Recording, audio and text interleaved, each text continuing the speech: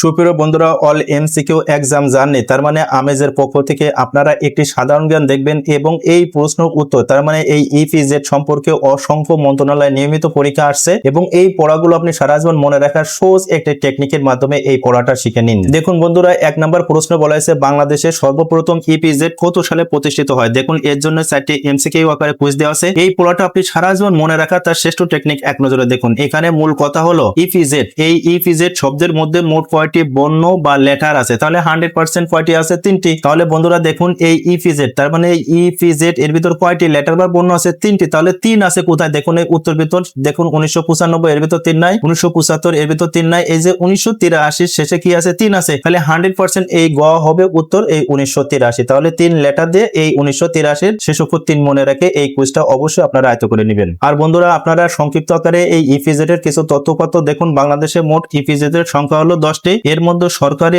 EPZ হলো 8টি আর বেসরকারি ইপিজেড হলো 2টি। আর এখানে সুন্দর করে কোনগুলো সরকারি ইপিজেড এই 8টি দেওয়া আছে এবং এর সংক্ষিপ্ত রূপ দেওয়া আছে এবং এর সংক্ষিপ্ত রূপের পূর্ণ রূপ দেওয়া আছে এবং এটা কোথায় অবস্থিত এবং কোন জেলায় কয়টি আছে এটা তথ্যপত্র একবার সুন্দর করে মনোযোগ দিয়ে আপনারা আয়ত্ত করে নিন। তাহলে সুপ্রিয় বন্ধুরা, অল এমসিকিউ এক্সাম জার্নি বা আমেজের পক্ষ থেকে এই পড়াটি মনে রাখার টেকনিকটা আপনার কাছে কেমন লাগলো এবং এই সম্পর্কে আপনারা দয়া করে কমেন্ট করবেন। আর বন্ধুরা অবশ্যই দয়া করে এই ভিডিওটা আপনি শেয়ার করে দিবেন।